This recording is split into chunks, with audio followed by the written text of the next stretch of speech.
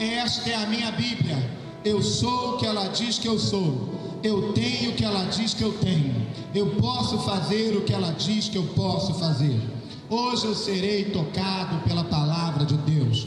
Eu audaciosamente confesso que a minha mente está alerta, o meu coração está receptivo. Eu estou pronto para receber a incorruptível, a indestrutível, sempre viva semente da palavra de Deus. Eu nunca mais serei o mesmo. Nunca, nunca, nunca, no nome de Jesus. Pai, em nome de Jesus, fala conosco com profundidade e extensão. Senhor, fala, Senhor, no nosso íntimo. Fala, Senhor, na nossa alma. Senhor, é o que queremos. Transforma-nos, Pai, em nome do Teu Filho amado Jesus, que vive e que reina para todo sempre. Amém. Muito bem. Nós estamos hoje na segunda semana de conferência que trata sobre a martiologia. A martiologia é nada mais nada menos que a doutrina do pecado, doutrina do pecado, tá? E eu tenho visto o quanto isso tem sido assim produtivo, quanto tem gerado crescimento, amadurecimento em nós. Muito. Começando por mim. Eu já passei por tudo isso, mas no que se refere a estudo, a ensino, mas toda vez que eu repasso, né, o Senhor ministra mais. O Espírito Santo ministra mais. Ele me ensina mais. E eu quero crer também que na tua vida não será diferente. Amém? Abra sua Bíblia em Ezequiel, capítulo de número 28.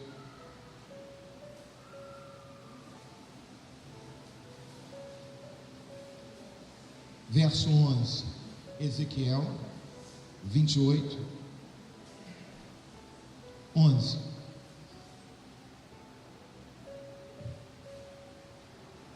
Quem achou, diga cheio.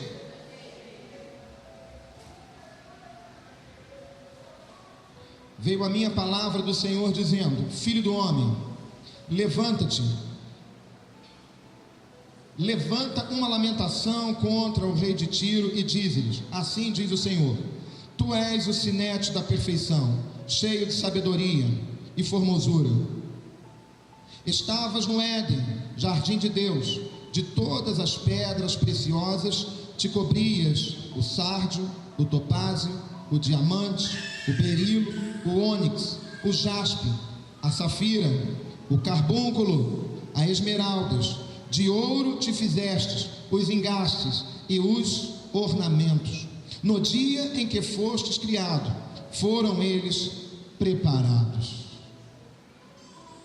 Amém? Bem, eu quero dar primeiro algumas explicações, tá? A respeito deste livro, para a gente poder entender melhor o que será ministrado. Primeiro, o livro de Ezequiel, ele foi escrito aproximadamente ano 500, para fazer conta redonda, antes de Cristo, aproximadamente, tá? Há controvérsias, é claro. Só para a gente ter um direcionamento, uma direção, uma base. Ezequiel foi o profeta, conhecido como profeta do cativeiro. Ele profetizou na época do cativeiro babilônico. A primeiro momento ele havia sido chamado para ser sacerdote, mas Deus o usou de forma tremenda para a nação de Israel enquanto profeta. Aqui nesse texto, o título na minha Bíblia está: outra lamentação contra o rei de Tiro. Ora, o que é lamentação? Lamentação é um canto fúnebre. Então o texto já começa aqui falando: canto fúnebre contra o rei de Tiro. Quando essa profecia foi declarada, o rei de Tiro já havia morrido? Sim ou não?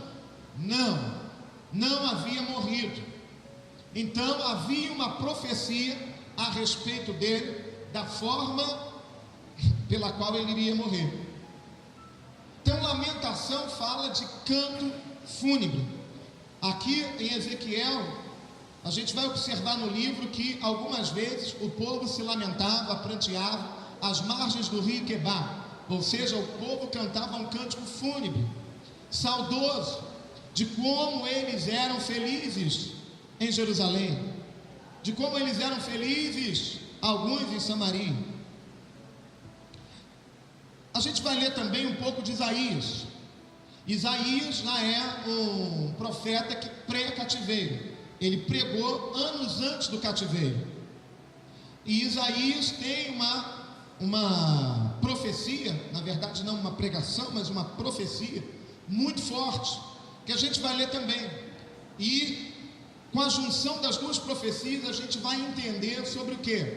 Sobre a origem do pecado. Repita comigo: entenderemos sobre a origem do pecado.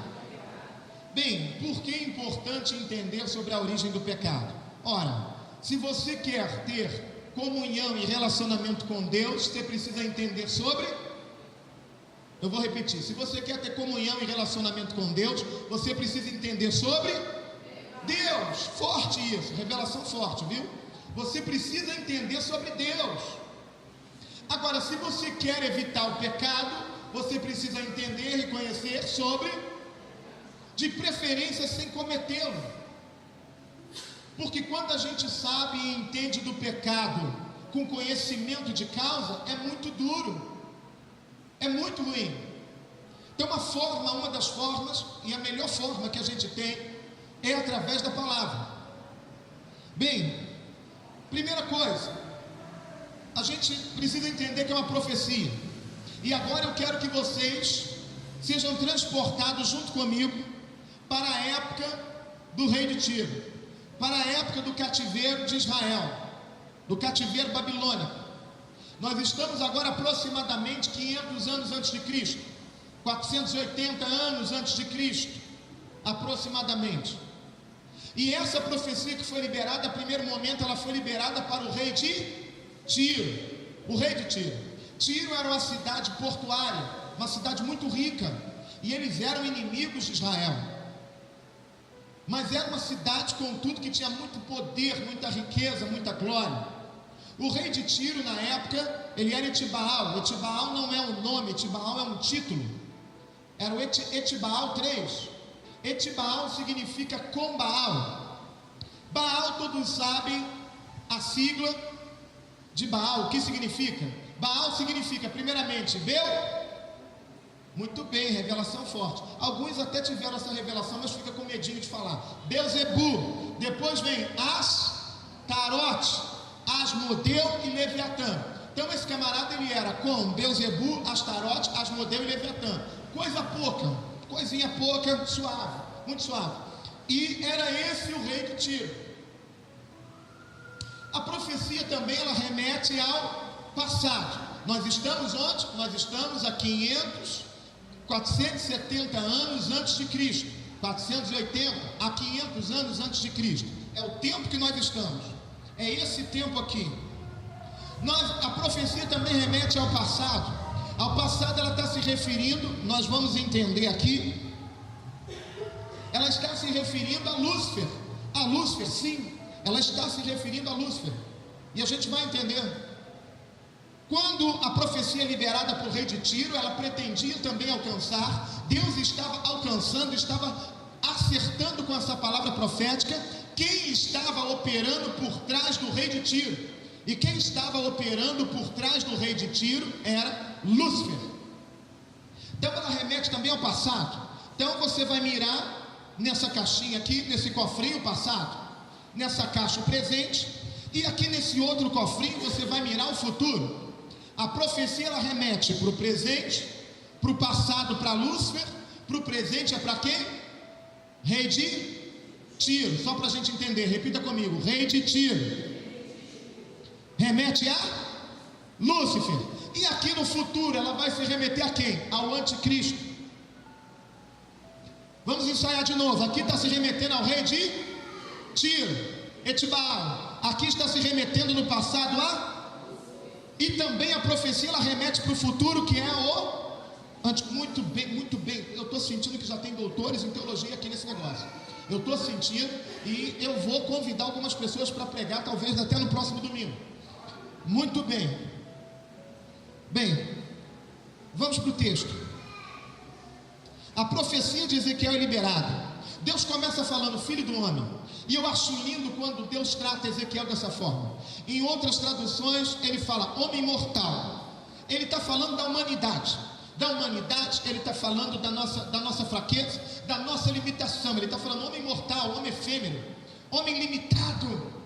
Eu sou contigo, eu vou te usar agora. Deus usa pessoas fracas e pessoas limitadas. Deus usa. Ele fala filho do homem, levanta-te, se posiciona e libera uma lamentação contra o rei de Tiro e diz-lhes. Aí começa agora a falar a respeito do rei de Tiro. Tu és o sinete de Deus. O que é sinete? Sinete é marca, sinete é sinal, dentre outras coisas. Tu és o sinete de Deus, sinete, o modelo. Tu és o modelo da perfeição. Olha só a profecia que é liberada. Deus falando a respeito do rei de Tiro. Por isso que eu quero que você preste atenção, que a profecia ela não está mirando tão somente o rei de Tiro. Está mirando algo ainda maior. Algo fora, além das limitações humanas e naturais.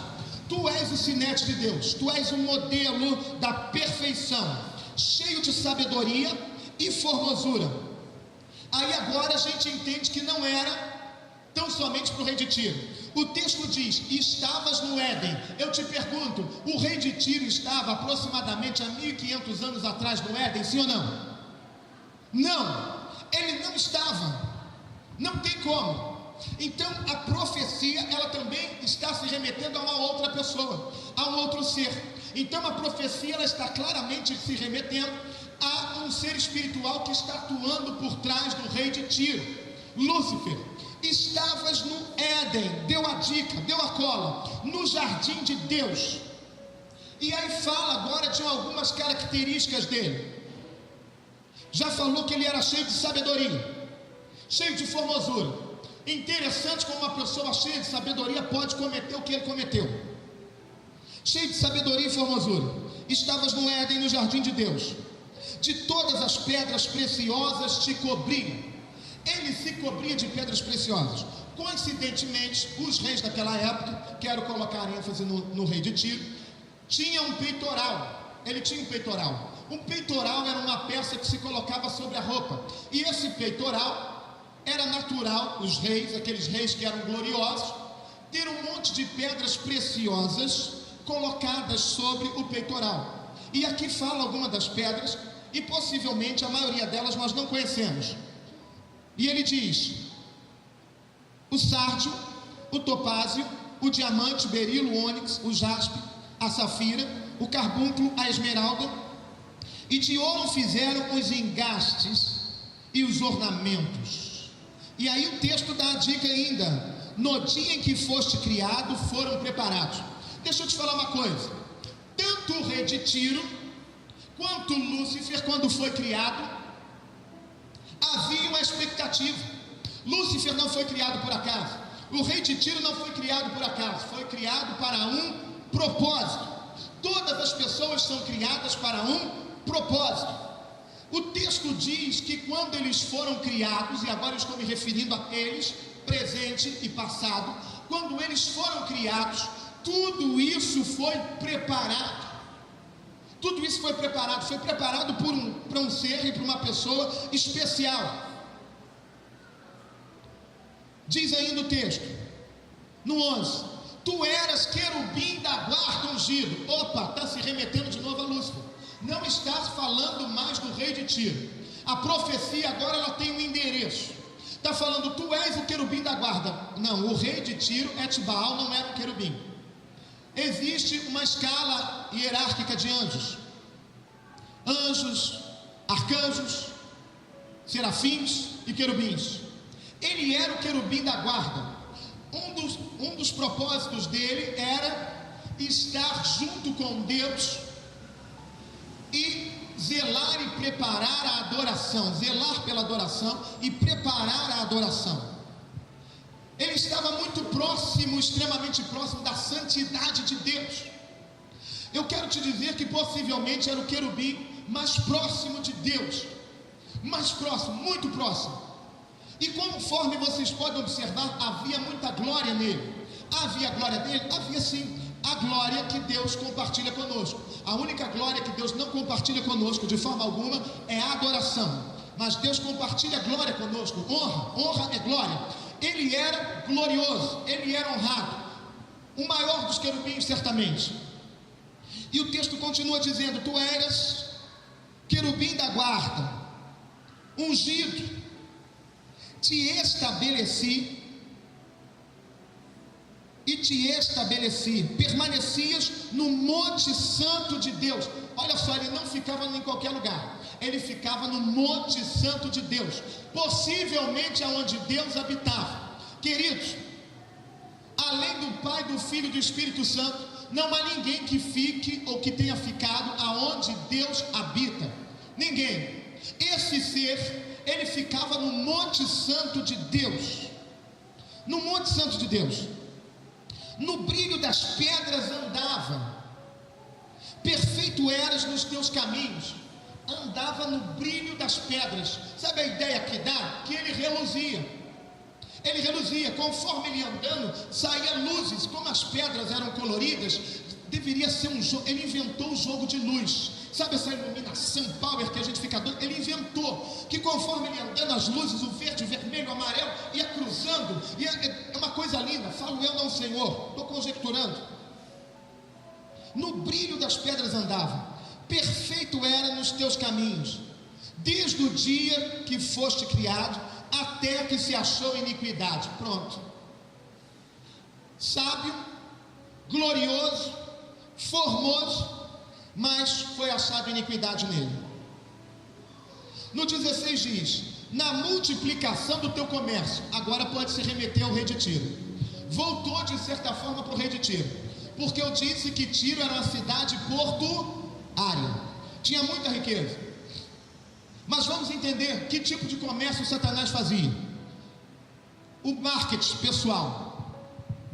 Ele certamente fez uma boa venda do marketing pessoal. Ele deve ter chegado lá: galera, olha só para as pedras no meu peitoral. Quem tem um negócio como esse? Deixa eu falar uma coisa para vocês. No meu governo, na minha gestão, quando eu for líder desse negócio, quando eu assumir o lugar do pastor, quando eu assumir o lugar do líder de célula, quando eu assumir o lugar do líder da dança, da líder da dança, quando eu assumir o lugar do líder das crianças, se você estiver comigo, você vai andar que nem eu. Na minha gestão, todo mundo vai ter um peitoral igual ao meu.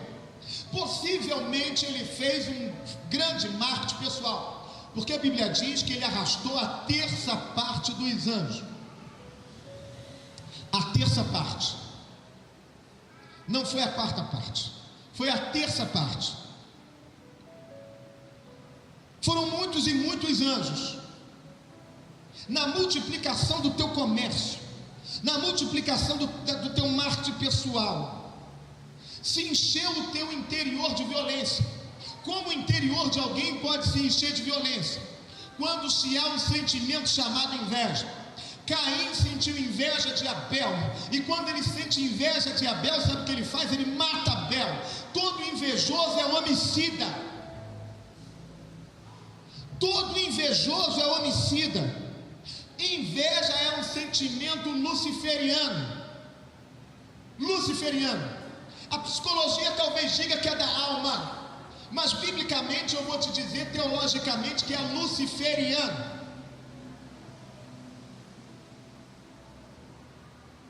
O teu interior se encheu de violência, inveja, orgulho, cobiça. E aí a palavra diz: e pecaste. Deus vira para Caim e fala assim: Caim, o pecado jaz à porta, convém a ti dominá-lo. Da mesma maneira que Caim não dominou, porque ele estava movido pelo mesmo sentimento de Lúcifer. Lúcifer também não conseguiu dominar os seus sentimentos. Ele expôs, ele colocou para fora. Ele fez o que o apóstolo Paulo diz, de deu à luz. Ele concebeu o seu pecado. Encheste de violência e pecaste. Pelo que te lançarei, profanado, fora do monte de Deus, e te farei perecer, ó querubim da guarda, em meio brilho das pedras. O texto faz uma repetição. É se Deus estivesse se lamentando. Ele fala: eu tenho que te lançar agora fora do Monte Santo, eu tenho que te lançar para fora da minha presença. Querido, não há como ter um sentimento de orgulho dentro de si, não há como ter um sentimento de inveja, não há como ter um sentimento de cobiça e permanecer diante da presença de Deus. Não há como. Lúcifer foi lançado fora. A Bíblia diz que Deus rejeita o soberbo. Havia um sentimento de soberba em Lúcifer. Eu sou, eu posso, sem mim, Senhor, nada podeis fazer. Algumas pessoas são carregadas desse sentimento, e grandes homens, e pequenos também. Teve um grande pregador que disse assim: se não fosse eu na terra, Jesus não ganharia tantas almas. Se não fosse eu, Senhor, sem mim nada podeis fazer. E um grande homem de Deus disse isso. Agora imagine aqueles que andam com a sua vidinha mais ou menos, aquela vidinha cristã mais ou menos. Sabe o que é vidinha cristã mais ou menos? É vidinha cristã medíocre, mediana. É um lamento.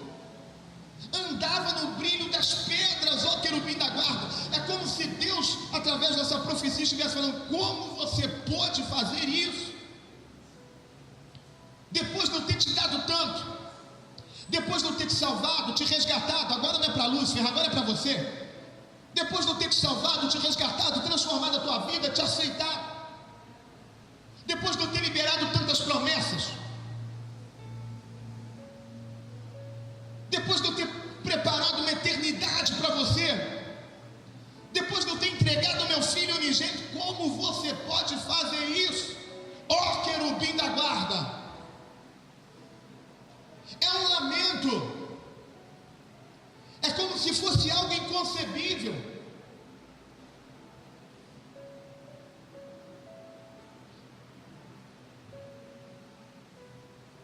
Aí continua no 17: elevou-se o teu coração por causa da tua formosura. Sabe o que Deus está falando? Você se olhou no espelho demais. Se olhou no espelho demais. Tem gente que se acha. Tem gente que se acha o tal ou a tal. Eu sou formoso, eu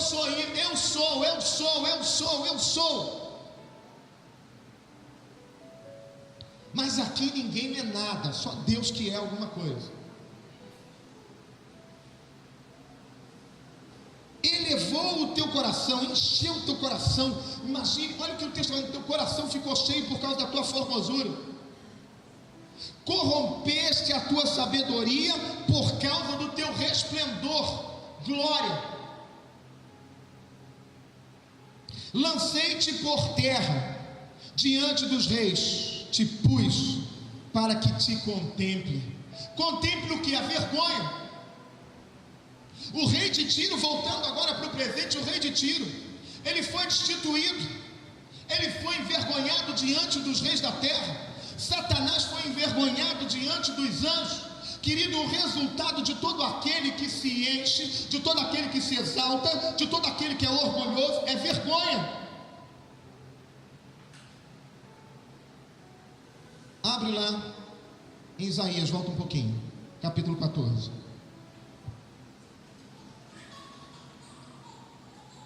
Verso 12. Isaías 14, verso 12 diz assim: 14, 12. Vou esperar você achar para você acompanhar junto comigo. Diz assim: como caíste do céu, ó estrela da manhã, filho da alva. Quem caiu do céu? Lúcifer. Então eu já quero te dizer uma coisa: nem tudo que cai do céu é bom. O irmão chega na sua casa e fala assim: você caiu do céu. Ó, repreende na hora. Fala assim: cai não, irmão, cai não. Eu desci de escada. Como caíste do céu, ó estrela da manhã, filho da alva, como foste lançado por terra, tu que debilitavas as nações. Tu dizias no teu coração: subirei aos céus, acima das estrelas de Deus, e exaltarei meu trono.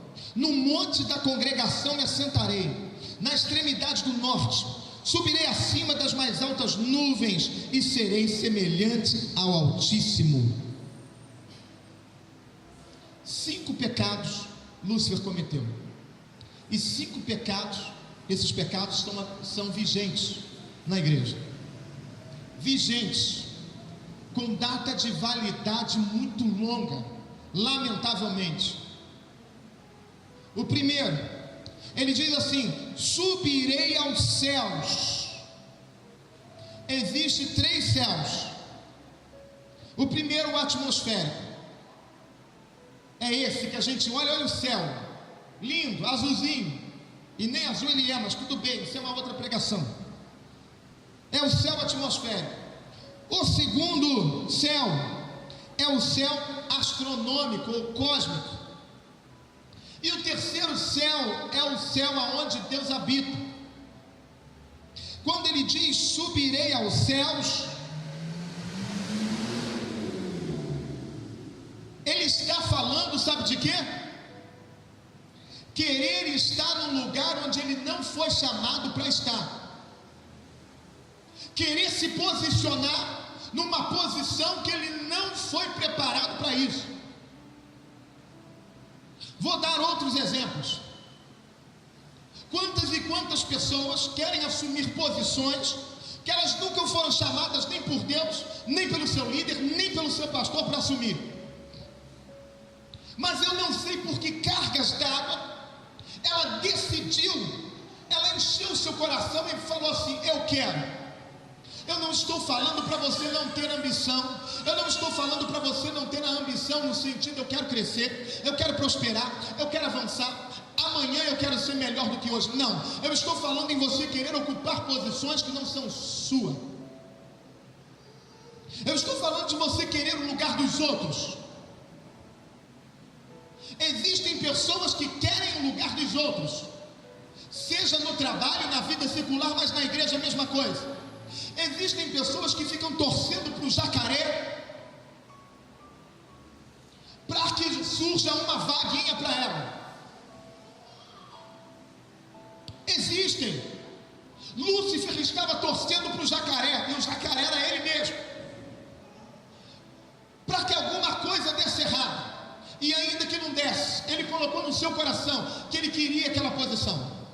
Eu ouvi um grande pregador, um grande pastor, dizer o seguinte: lamentavelmente eu tive que discordar, mas é uma verdade. Ele não falou uma mentira, mas é uma verdade dramática, e que ele achava bom, concordava, eu não.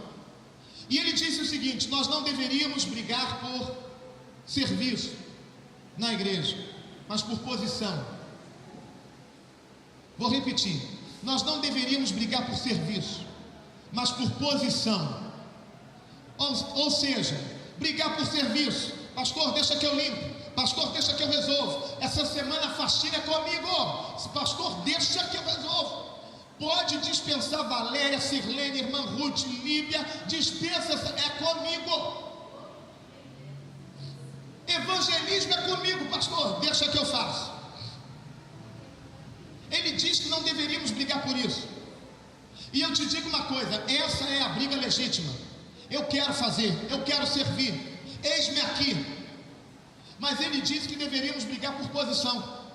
Posição fala de status. Pessoa numa determinada posição sem Deus ter chamado é uma desgraça. Pastores que nunca foram chamados por Deus para ser pastores é uma desgraça. Cantores que nunca foram chamados por Deus para ser cantores é uma desgraça. Pregadores que nunca foram chamados por Deus para ser pregadores é uma desgraça. Líderes de células que nunca foram chamados por Deus, porque quando dá a posição de líder, ele acha assim: eu sou o patrão,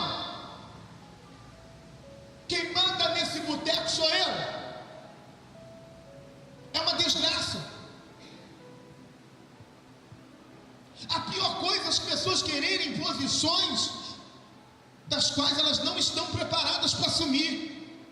Vão matar pessoas. Não precisamos brigar por posições, porque Deus é quem levanta, Deus é quem coloca, Deus é quem honra, Deus é quem exalta. Alguém pode dizer amém? Amém.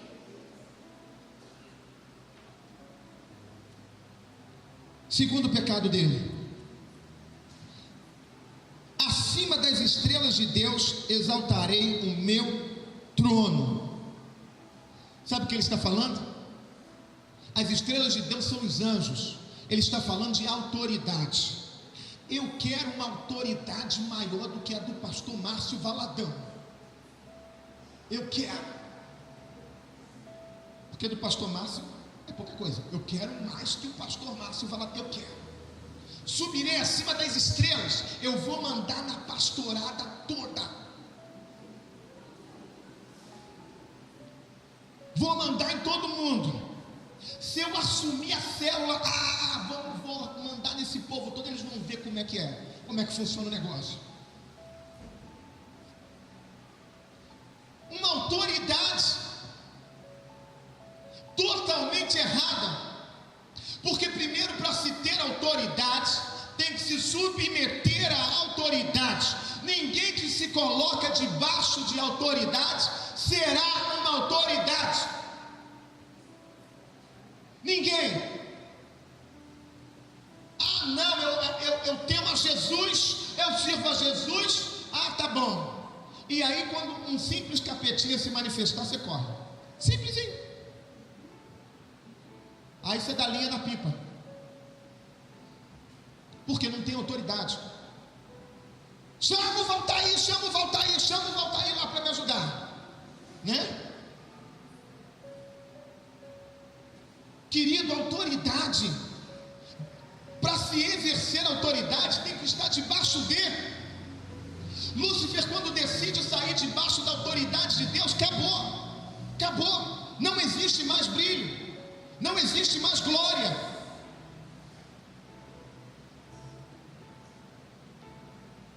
Que autoridade é essa que você vai exercer no teu ministério? Se você não reconhece a autoridade que Deus tem colocado sobre a tua vida, que Deus tem colocado na tua casa. Filhos que não reconhecem a autoridade de pai e mãe,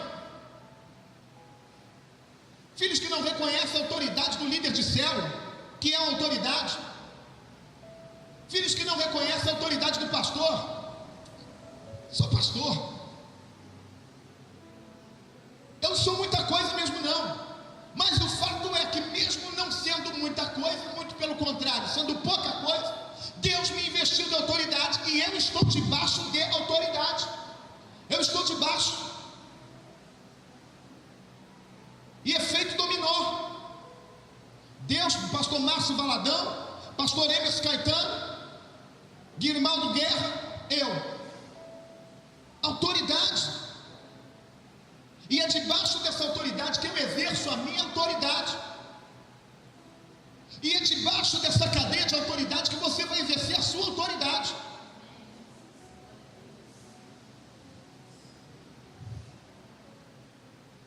Subirei acima das estrelas e exaltarei o meu trono. Pessoas que têm o desejo de ter glória. Sabe o que é isso? Era o desejo dele de ter glória. A gente vê isso todos os dias. Quantos aqui nunca foram no show gospel? E lá no show gospel fizeram corinho. Thales, Thales, Thales. Juca, Juca, Juca. Vou falar um nome tão famoso assim. Quantos, queridos? Não, aí, mas o pior não foi isso. O pior é que o Juca fez assim.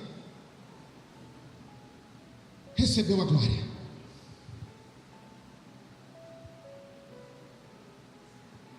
Quantos, queridos? Imagine Pedroca pregando e curando, libertando, e agora o povo aplaudindo ele.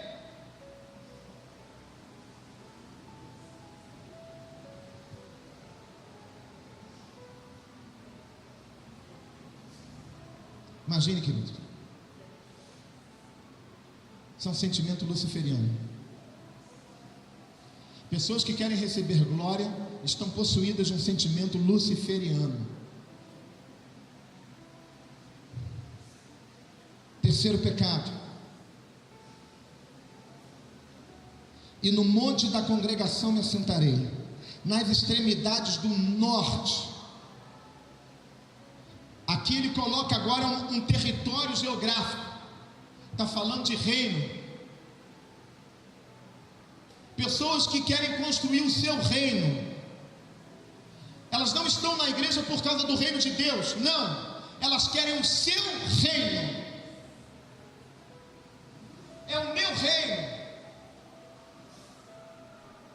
é o meu território, é a minha terra que eu vou possuir. Não tem nada a ver com o reino de Deus. Desejo de possuir aquilo que não é seu. Quantas vezes pessoas estão cheias de sentimentos de quererem possuir aquilo que Deus nunca prometeu, aquilo que Deus nunca falou, o carro que Deus não te prometeu, a casa que Deus não te prometeu, o marido que Deus não te prometeu, e a mulher que Deus não te prometeu. Quantos estão cheios desse sentimento?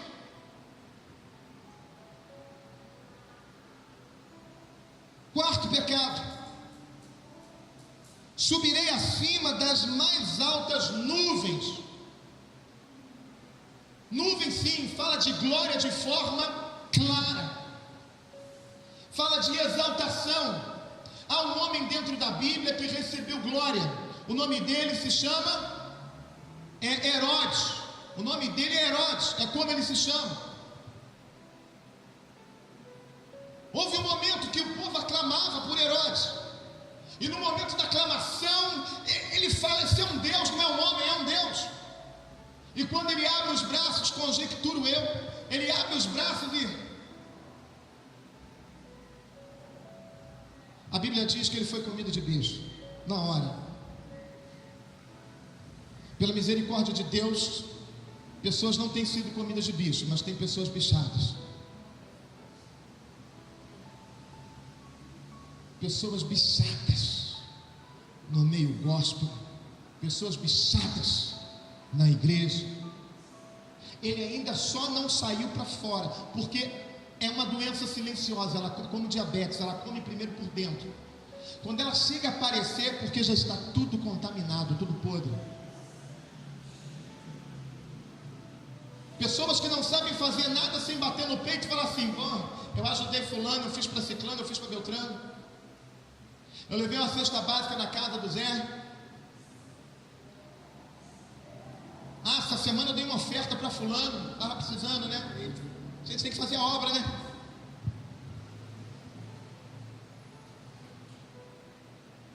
Pessoas que só fazem as coisas na igreja por interesse pessoal. Pessoas que fazem alguma coisa na igreja e ficam na expectativa do pastor dar um tapinha nas costas. Ó, valeu, hein? Gostei de ver mesmo. Se o pastor não der o tapinha nas costas, não faz de novo. Não sou reconhecido neste lugar. Ninguém vê o meu trabalho. Deus vê. Teu pastor não é onipresente, mas Deus é, Ele vê. Não faça nada com a expectativa de ter o aplauso das pessoas. Não faça nada com a expectativa de ter o tapinha no ombro, o tapinha nas costas. Porque se assim o fizer, você já recebeu o teu galardão aqui mesmo. Não retenha de forma alguma a glória de Deus. Se alguém chega para mim: pastor, foi bênção o culto, pregou de glória a Deus. Pastor, aconteceu isso, pura graça, meu filho. Pura graça. Eu ainda estou treinando para ser crente.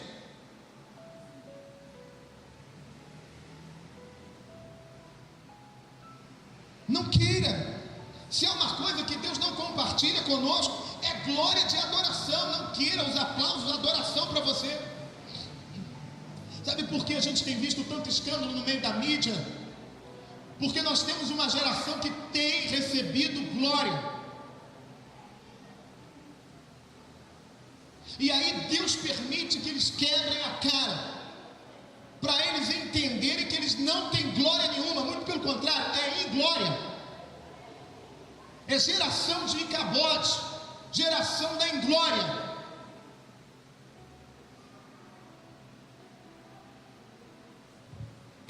E lamentavelmente, isso é vigente na igreja. É vigente nos relacionamentos. É vigente no serviço na casa do Senhor. Quinto pecado, ele fala: serei semelhante ao Altíssimo. Querido, não há problema algum em você querer se assemelhar com Deus. Na verdade, a Bíblia diz que nós somos segundo a semelhança. Muito bem, nós somos a imagem, segundo a semelhança. Não é esse o sentimento que ele tinha. Não. O sentimento que ele tinha é: eu quero ser como ele. Eu quero o olho que ela tem, que a Isabel tem. Eu quero o cabelo que a pastora tem. Eu quero o carro que o Valtair tem.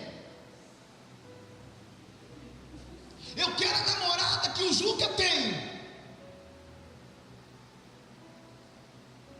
Ele não queria ser semelhante, ele queria ser exatamente aquela pessoa. Querido, uma coisa é você querer ser semelhante a alguém, a outra coisa é você querer ser a pessoa.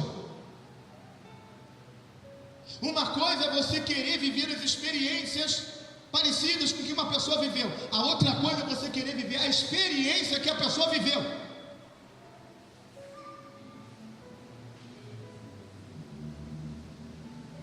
Esse sentimento dele era que ele de fato achava Deus indigno do lugar que ele estava ocupando, mas ele sim, ele era digno. Quantas vezes pessoas olham para outra e falam assim: como ela tem isso, como ela tem aquilo, como ela está nessa posição. Não, eu quero essa posição para mim. É um sentimento luciferiano. Lamentavelmente. E isso é vigente na igreja.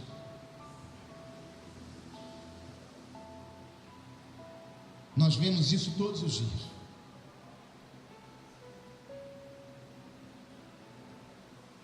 E não há, parece que não há solução. Se o profeta Jeremias estivesse aqui, ele diria: dura é a minha dor continuamente. Ele falaria a respeito desse problema. Duro é esse problema continuamente, e dói, e parece que não admite cura.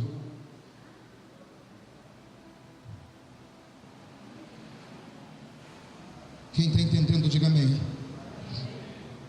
Mas no 15 diz assim, volta lá para Isaías capítulo 14, verso 15.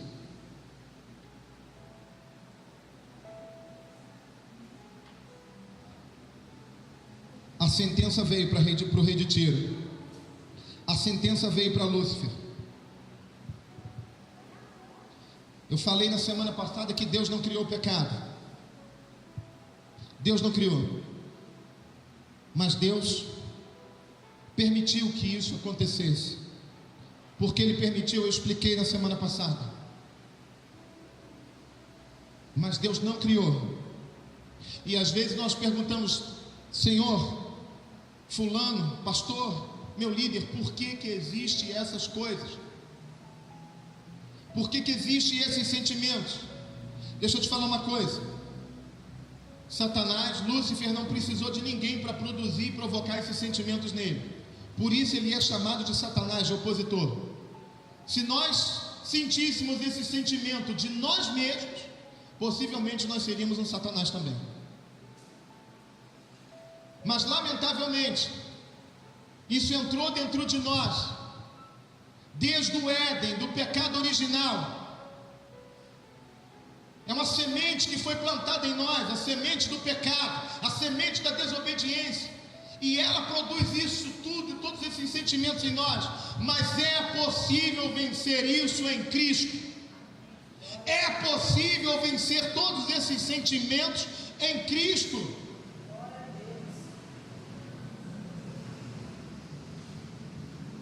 Abre lá em Efésios para a gente fechar.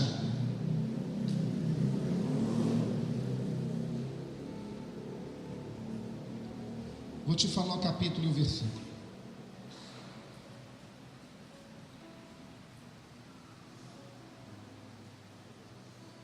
Tem um texto aqui que vai fechar esse assunto.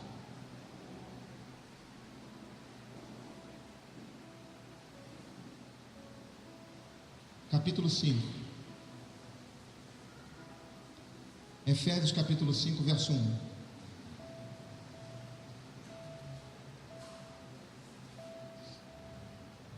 Diz assim, Efésios capítulo 5, verso 1: vocês são filhos queridos de Deus. A esperança para nós, sabe por quê? Porque somos filhos queridos de Deus. E se somos filhos queridos de Deus, por isso devem ser como Ele. E aí agora não está falando como a profecia: serei semelhante ao Altíssimo, serei Ele. Não, fala que nós devemos a cada dia mais deixar com que a luz de Deus, a aparência de Deus reflita em nós, porque somos filhos queridos. Sabe por que somos filhos queridos? Porque Ele nos amou incondicionalmente. Mesmo com esses sentimentos, mesmo pecadores, mesmo cheios de arrogância, mesmo cheios de limitações, mesmo cheios de inveja, de cobiça, de avareza, Ele nos amou. Ele nos amou. Nós somos, vocês são filhos queridos. E por isso, por serem filhos queridos, se aproximem da imagem de Deus e não da imagem de Lúcifer. Se aproximem cada dia mais enquanto filhos queridos da imagem do Pai.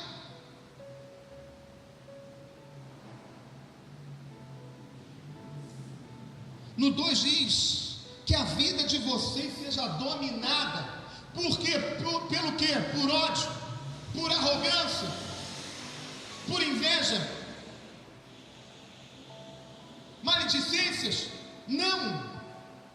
Que a vida de vocês seja dominada. Dominada é o mesmo que possuída pelo amor.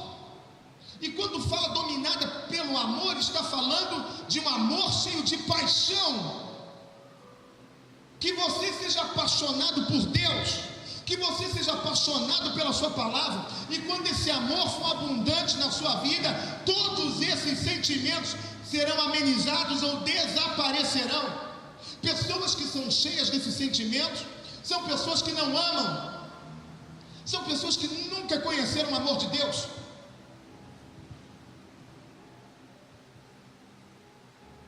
O texto diz: assim como Cristo nos amou e deu a sua vida por nós, como oferta,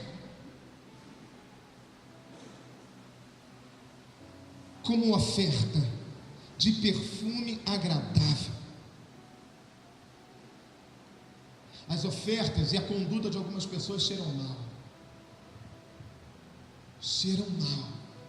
Tudo aquilo que você faz tem cheiro no mundo espiritual. Vou repetir, tudo aquilo que você faz produz um cheiro no mundo espiritual.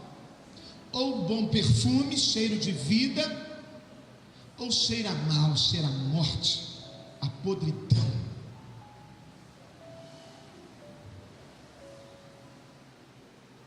Como oferta de perfume agradável e como um sacrifício que agrada a Deus. Sacrifício não é qualquer sacrifício, sacrifício que agrada a Deus. E o sacrifício que agrada a Deus é tudo aquilo que você faz com a motivação certa, com a motivação correta, sem interesses pessoais, sem moeda de troca, sem barganha, sem querer tapinha nas costas, sem querer promoção, sem marketing pessoal.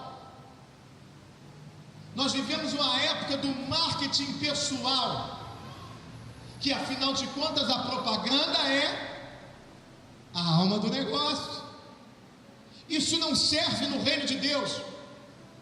Esse princípio não serve para o reino de Deus. Quem está entendendo, diga amém. Se coloque de pé então, em nome de Jesus.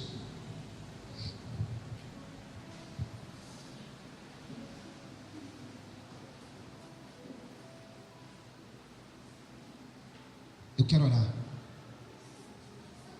E nesse momento de oração, eu quero que você seja sincero com você mesmo e com Deus. Porque você pode até tentar enganar mim, mas ninguém engana Deus. Ninguém engana Deus. Teve uma mulher que precisava de uma cura, e a cura dela ia acontecer através da vida da pastora Priscila. Mas aí ela estava de picuinha com a pastora, não quis a oração da pastora. Sabe o que aconteceu? Deus falou com ela: você perdeu sua cura hoje. Perdeu sua cura. Sabe por que orgulho? Às vezes a gente fica com aquele sentimento: eu não vou lá para me rebaixar, eu não vou lá me expor. Perdeu.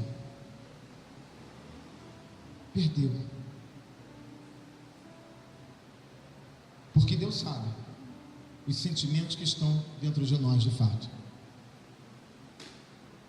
E aí, enquanto nós oramos, eu quero, se você, porventura, subiu no teu coração alguns desses sentimentos, eu quero que no momento em que estivermos orando, você saia do seu lugar, para que isso abandone a sua vida, que esses sentimentos abandonem a sua vida definitivamente, em nome de Jesus. Você não pode prosseguir com isso, você não pode prosseguir com esses sentimentos. Aleluia. Fecha os teus olhos, começa a falar com o Pai, começa a falar: Deus, tua palavra foi ministrada, e de fato alguns desses sentimentos subiram ao meu coração. Tanto, bendito seja o teu nome, Senhor. Senhor, nós te louvamos, nós bendizemos, exaltamos, Senhor, a ti. Tu és grande, tu és poderoso, não há nenhum outro Deus além de ti, nunca houve, jamais haverá. Pai, em nome de Jesus, a tua palavra foi ministrada, a tua palavra foi pregada. E quantas coisas, Senhor, tem subido no coração, Senhor, da tua igreja. Quantas coisas tem, Senhor, tem impedido delas experimentarem a boa, agradável e perfeita vontade de Deus. Mas, Senhor, nessa noite, eu quero repreender todo mal, eu quero repreender todo sentimento contrário, eu quero repreender todo sentimento de orgulho, eu quero repreender todo sentimento de engano, todo sentimento de inveja.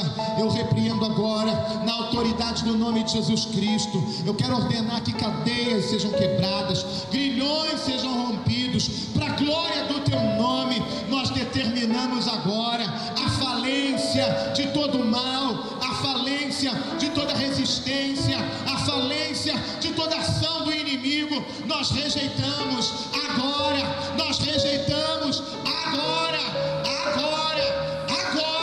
em nome de Jesus, em nome de Jesus. Eu decreto agora que todo mal caia por terra, na autoridade do nome de Jesus. Eu chamo a existência, a libertação,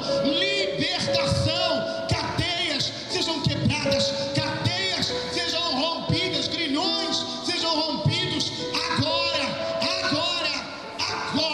em nome de Jesus, em nome de Jesus. Pai, em nome de Jesus, nós não queremos mais esses sentimentos no meio do teu povo, no meio da tua igreja, porque isso não pertence a ti. A origem desses sentimentos está clara, ela é luciferiana, ela não provém de ti, ela não provém tão somente da alma. Não, Senhor, livra-nos, deste mal, livra-nos, Senhor, desta maldição, livra-nos, Senhor, deste sentimento maligno que tem impedido que a tua igreja avance, que tem impedido que andemos em unidade, que tem impedido que experimentemos a boa, agradável e perfeita vontade do Pai. A boa, agradável e perfeita vontade do Pai, em nome de Jesus. Em nome de Jesus, assim seja. Aleluia. Agora dê um forte aplauso, não para mim, mas para Ele. Aleluia. Aleluia. Tu és lindo, Jesus, muito obrigado. Bendito seja o teu nome, Senhor. Tu és santo, santo, santo, santo. Receba toda honra, toda glória, todo louvor e toda adoração, em nome de Jesus. Aleluia. Santo.